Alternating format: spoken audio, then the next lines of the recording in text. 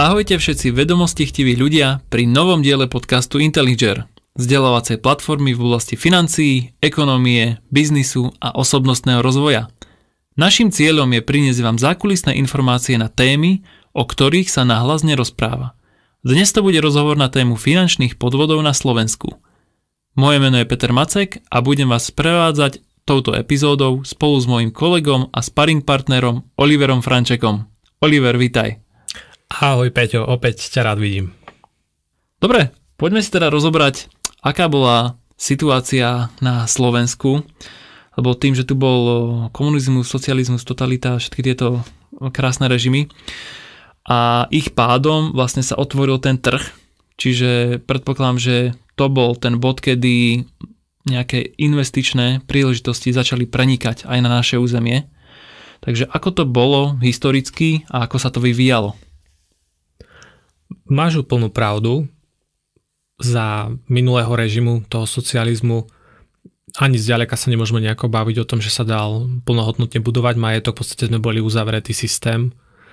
A potom, keď sme sa tak otvorili tým ostatným krajinám, tak samozrejme prišli aj o možnosti, ktoré ponúka práve ten kapitalizmus alebo ten systém kapitálu, teda peňazí, a to je aj to investovanie. Ale tým, že sme vlastne stále aj dnes sme mladá krajina, aj po tých 30 rokov, tak v tých 90 rokoch to bolo naozaj len úvod. Vtedy to ku nám preniklo aj to dobré, aj to pozitívne, prišlo žiaľ aj to negatívne a v podstate sme sa naozaj museli učiť za jazdy, ako sa hovorí. Čiže predpokladám, že boli tu aj nejaké skupiny alebo produkty, ktoré využívali tú nevedomosť tých ľudí a to zneužívali svoj prospech. Presne tak, ono to vždy príde ruka v ruke, tak ako sú ľudia, ako sme to vraveli v minulom diele o finančných podvodoch vo svete. V princípe všade sú ľudia hladní po rýchlom úspechu, po rýchlych peniazoch. Bolo to tak aj na Slovensku, ako náhle prišli prvé príležitosti a zrazu sa zistilo, že existuje aj niečo iné ako vkladná knižka a stavebné sporenie, čo bolo vlastne také známe produkty ešte a potom prišli úplne iné možnosti. Tak s tým samozrejme prišli aj tie prvé negatívne podvodné schémy aj na Slovensku. Tak poďme si ich rozobrať, tie najslávnejšie schémy. Najslávnejšie schémy, tak najslávnejšia suverene za tých 30 rokov dodnes zatiaľ schéma má 3 písmenká a keď sa povie BMG Invest, tak množstvo ľudí bude vedieť, o čom sa vraví na Slovensku, pretože je to najznámejší podvod, aký tu bol. Bolo to na prelome milénií. To znamená, že od roku 1997 až po rok 2002 tu fungovala skupina, ktorá ponúkala svoje investície alebo možnosť investovať ľuďom na Slovensku a prezentovala to v médiách, prezentovala to cez televíziu. Opäť veľkú rolu zohrali aj odporúčania od ľudí, ktorým sa podarilo niečo zarobiť. A napokon z toho taktiež vysvetlo, ako to bolo v roku 1919 pri tej prvej legendárnej Ponziho schéme a neskôr pri Madoffových schémach, tak aj na Slovensku prišla tá prvá pyramidová schéma v tomto období. Aký bol detailný priebeh tejto schémy? Detailný priebeh bol, že prišiel nejaký pán, ktorý prišiel s myšlienkou, ako to bol kedysi Carlo Ponzi, ako bol Bernard Madoff a mnohí ďalší, aby sme nehovorili len o tých pyramidových schémach, ako boli aj Bernard Ebers, predsa s tým WorldComom, čo sme hovorili o účtovnom podvode, tak tu prišiel pán, ktorý sa volá Vladimír Fruni, kúpil spoločnosť Horizon Slovakia a v roku 1997 začal s prijímaním vkladov od ľudí na Slovensku prostredníctvom spoločnosti BMG Invest. A sľuboval, opäť, to je ten prvý znak, o ktorom sme sa bavili, neuveriteľne vysoké zhodnotenie vkladov. Takto to začalo. Takže hneď na začiatok tam bol minimálne jeden výkričník. Prvý výkričník už, áno. Ale vravel som zase, sme mladá krajina, hej, ľudia to nepoznali a išlo sa do toho. OK, čo sa dialo ďalej? Čo sa dialo ďalej? No tak prišli roky ďalšie a občania začali vo veľkom vkladať svoje prostriedky do tejto inštitúcie, ktorá bola nebanková. Je to taktiež veľký výkričník ďalší, keď je nejaká inštitúcia nebanková, pretože tým pádom investície, ktoré ona ponúka a nie je ešte dokonca regulovaná, táto inštitúcia nebola vôbec dozorovaná, regulovaná Národnou bankou Slovenska, dokonca to bola spoločnosť s ručením obmedzením, takže ručila iba svojim vlastným kapitálom. To bolo séria malých výkričníkov, ktoré hovorili o tom, že táto spoločnosť, keď tu zmizne, tak s tvojimi peniazmi sa stane niečo nedobré. A na to treba vždy tak hľadieť. No a ako v priebehu rokov išiel čas, tak ako som už spomínal, prezentovalo sa to v médiách, prišli aj prvé upozornenia, pretože Horizon Slovakia vykazovalo každý rok stratu a tá strata sa stále zvyšovala. Bolo to už v 99. strata na úrovni 873 miliónov slovenských korún. A vlastne už vtedy musel ten pán Fruny, ako keby ten zakladateľ svojich vkladateľov upokojovať, a s tvrdením, že spoločnosť prejaví tie zisky neskôr, hej. Že to, že teraz vykázali stratu už 3. rok po sebe a stále sa zvyšuje, to je vlastne normálne. No a potom prišiel rok 2000 a prišla prvé také upozornenie od ministerky vtedajšej financií, ktorá má trošku náročnejšie priezvisko, tak ja ju budem volať pani Brigita. A pani Brigita vtedy upozornila všetkých občanov Slovenska, že činnosť nebankových inštitúcií nepodlieha žiadnej regulácii, žiadnemu dozoru ani obmedzeniam. A preto ukladanie úspor je mimoriadne riskové. Hej? Ja sa ešte vrátim k tomu, že čím chcela táto spoločnosť zarobiť, že na čom sú také veľké výnosy? Čím táto spoločnosť chcela zarobiť, ako myslíš teraz v tom zmysle, že čo im ponúkali, alebo ako to myslíš? No, takže ona opäť nemala žiadny produkt, na ktorom by tak veľmi... Jasné, už rozumiem, áno, ďakujem. Toto ľuďom nenapadlo. Akože asi nepadla tá otázka, že prišli, vložili tam peniaze a nepýtali sa vlastne, že odkiaľ tie peniaze plynú. Proste kamarát, kolega, rodinný známy zarobil na tom, dostal nejaké vklady, prezentuje sa to predsa aj v médiách, vidím to aj reklamu v televízii a tam nejaká pani ministerka čo povedala, no čo už politička môže vedieť, nie? Akože, neviem, nevidel som ho do hlav vtedajších ľudí, ja som narodený v 99., takže v tom období, kedy sa tieto veci diali, ja som vlastne iba prvýkrát nakúkol tu a dnes už, keď aj fungujem v tejto oblasti a mám množstvo klientov, áno, počul som aj od nich mnohých, že tam vložili veľké peniaze, nepýtali sa túto otázku, že odkiaľ prichádza výnos, proste bola tam tá dôvera. Ľudia verili, prišla nová doba, ako si hovorili, nejaké nové možnosti, aj prišla, povedali si aj nová prvá investičná možnosť, veď také sú na západe, takže vložíme svoje prostriedky tam. No a niektorí si brali teda, nechcem povedať, že hneď úvery, ale keď videli, ako sa im darí, tak boli aj takí, čo si zobrali úvery, boli takí, čo aj vložili celoživotné úspory do BMG Invest a prišli o ne. Kedy sa na to prišlo a ako? Prišlo sa na to, prichádzalo sa na to postupne, akože tie upozornenia tam boli, len to je práve ten problém toho celkového, keď niečo nie je pod dozorom priamo Národnej banky Slovenska.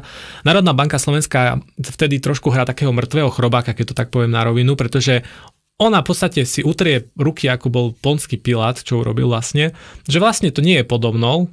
Ja som vás upozornil, dal som nejaký statement alebo nejaké vyhlásenie, alebo ministerka dala nejaké vyhlásenie, dal som ho pár razy za sebou, ale reálne nemôžem nejako zasiahnuť. Hej? No, jasné, že je to problém.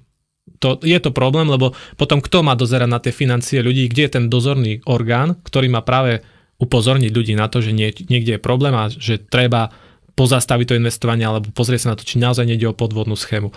Takže nestalo sa to, stalo sa až v roku 2002, že pobočky BMG Invest sa zo dňa na deň zatvorili a ostali zatvorené a v podstate do tej doby stihli vyzbierať od obyvateľov na Slovensku skoro 3 miliardy slovenských korún, čo je v prepočte na eurá, aby sme boli teraz presní, hlavne pre tých, ktorí tie koruny moc nezažili, 2 miliardy eur. No a vlastne uzavreli celkovo 856 000 zmluv s obyvateľmi na Slovensku a poškodených bolo celkovo 170 000 ľudí z toho. Je ešte potreba povedať, že tie 2 miliardy eur, to bolo vlastne vtedy na koruny, že vtedy to bolo ešte obrovské číslo, vo vplyvom inflácie vlastne môžeme to číslo vnímať inak teraz a inak vtedy. Presne tak, ďakujem. Výborné doplnenie, ďakujem veľmi pekne. Tá inflácia odvtedy bola samozrejme násobná, takže na vtedajšiu dobu išlo o obrovské peniaze. Ako dopadli majitelia firmy, pán Fruny?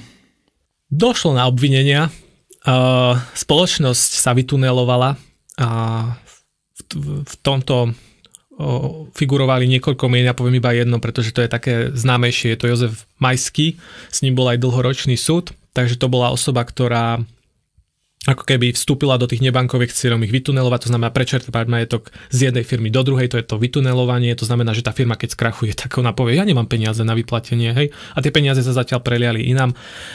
A tu už asi ľudia na Slovensku poznajú, že sa to zmenilo na dosť veľké ťahanice, súd sa zmenil na nekonečný príbeh. No a v podstate zakladatelia áno boli obvinení, to bol ten Vladimír Fruni a bol tam ešte jedno meno figurovalo. No a tá spoločnosť vlastne Horizon Slovakia išla do konkurzu. A boli už medzičasom vlastne obvinení aj odsedení, okrem teda toho pána, ktorého som práve spomenul. Čiže ale je nutné povedať, že investori sa nedostali k svojim peniazom. Bola to pyramidová schéma, áno. Opäť, bola to pyramída, bolo to z vkladov obyvateľov, sa vyplácali tí hore, to znamená, niektorí dostali peniaze, niektorí na tom zarobili, ale späť po krachu sa dostalo iba 1,8% z celkových vkladov. To znamená, že minimum sa reálne vrátilo späť. Boli aj nejaké súdne ťahanice, niektorí ľudia dostali malé čiastky, alikvotné čiastky, niektorí vôbec nič, už sa k tým peniazom nedopracovali a tie súdy sa naozaj zmenili na dlhoročné ťahanice, ktoré neviedli prakticky nikam. A máš pocit, že tá pachuť z toho podvodu je ešte stále cítiť dnes? Trúfam si povedať, že takáto skúsenosť relatívne doskoro potom, ako sme sa stali samostatnou republikou, dosť výrazne traumatizovala jednu celú generáciu, určite.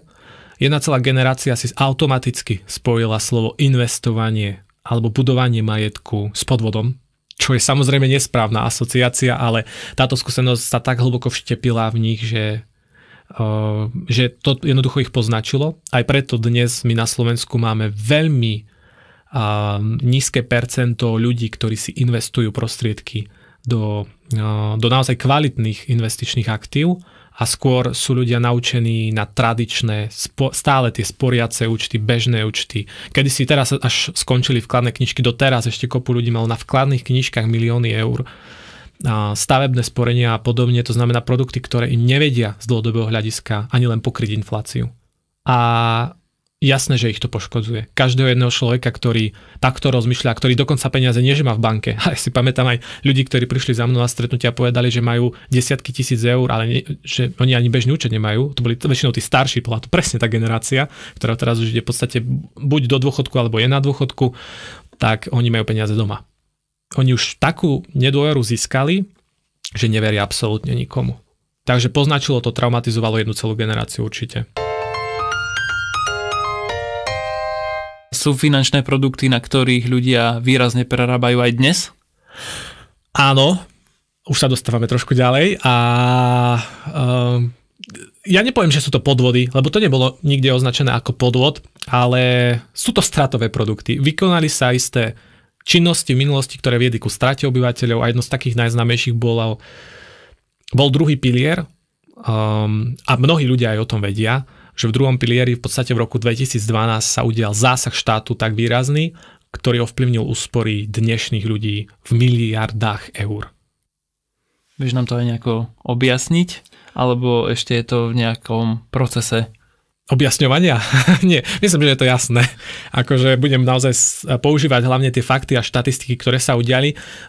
Práve v roku 2012 v druhom pilieri vtedajšia vláda prehodila desiatkam tisíc sporiteľov v podstate z negarantovaných fondov do garantovaných fondov, pretože tam sú taktiež v druhom pilieri rôzne typy fondov, niektoré sa volajú že negarantované, to sú napríklad akciové, indexové, zmiešané a podobne, potom sú garantované, ktoré sú dlhopisové fondy.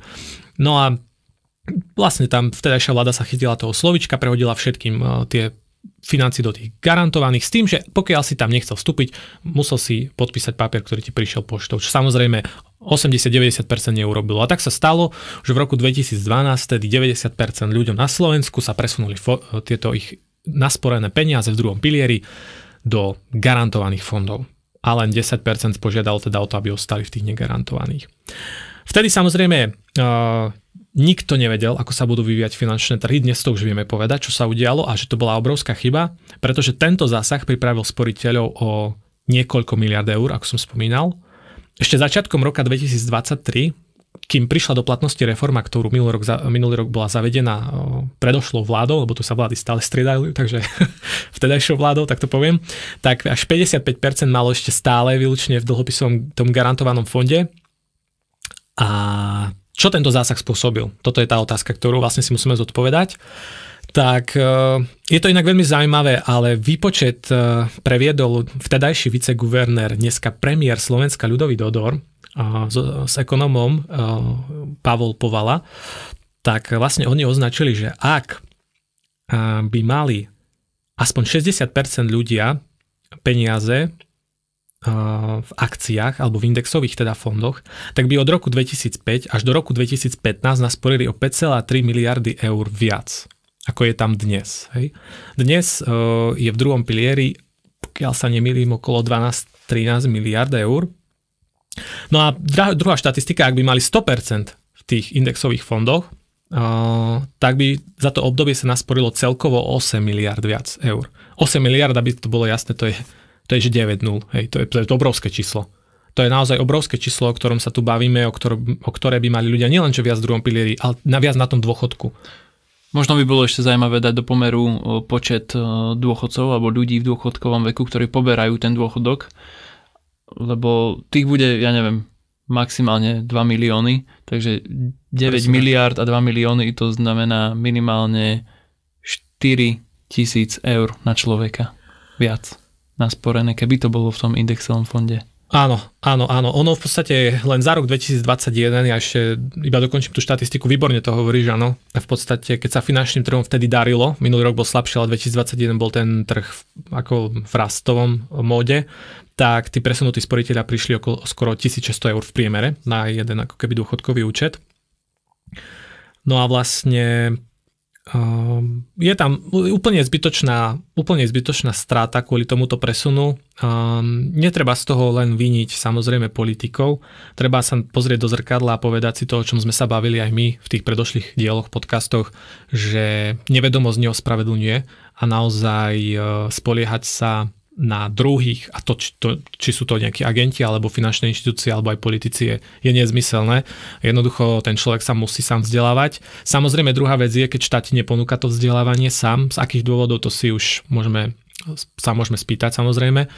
A práve o tom musí byť človek tak viac vedomosti chtivý, ako to vždy pekne ty povieš v úvode nášho podcastu.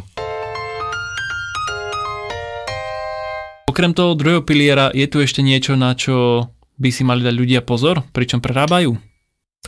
Z tých finančných produktov, ktoré aktuálne sú ponúkané a ľudia ich využívajú vo veľkom, tak určite za strátový produkt momentálne dnes je aj dlhodobo je to pokladané a ja to tak aj stále komunikujem, je investičné životné poistenie alebo aj poistenie so sporením, ktorý produkt vlastne pôsobí ako dva v jednom, kedy človek vlastne je poistený a zároveň si aj cez takéto poistenie investuje do fondov, cez poisťovňu. Ide o extrémne predraženú možnosť, ktorú ponúkajú vlastne poisťovne. Opäť ťažia z toho, že je stále dopyt po týchto zmluvách a to nie hlavne preto, lebo ľudia im nerozumejú. Hej. To znamená, že keby si reálne spočítali výnosnosť toho poistenia so sporením, poplatkovosť toho poistenia so sporením a iné možnosti, ktoré k tomu majú, tak zistia, že je to podobné, ako keď si kúpia auto a dajú za ne ešte vlečku. A takto idú na diaľnicu šoferovať, hej? No veľmi zle. A neviem si predstaviť niekoho, kto šoferuje s vlečkou za sebou na diaľnici. To by bola katastrofa. A ľudia tak využívajú svoje poistné zmluvy, že si cez ne takto sporia, lebo je to tak zapoplatkované, že ich to brzdí. Plus na to dopláca aj to poistenie, lebo človek má pocit, že veľa platí a často ide veľa do toho práve sporenia alebo toho investovania do tých fondov cez to poistenie a zabúda sa práve na tú kryciu zložku. A človek si povie, však ja mám poistku. Ale čo z toho, keď z 50 eur ide 40 do sporenia a 10 si platíš na to krytie? Tak keď to dám na to auto, to je ako keby si mal poškodené brzdy a ideš 120, hej? A ešte ti tečie aj kvapalina ako benzín alebo dačo. Že nevýkonné, absolútna katastrofa. To sa stále ponúka, obrovské množstvo ľudí to dnes využíva A toto je také aktuálne, na čo jednoznačne treba upozorňovať ľudí a určite sa tomu povenujeme v osobitnom ešte podcaste, tomuto konkrétnemu produktu, nepochybne. Takže zatiaľ iba tak skrátke. Keď budem sa teda tešiť na ďalší diel, určite, kedy nám ja to objasníš. Čo myslíš, Oliver? Poučia sa niekedy ľudia z týchto podvodov?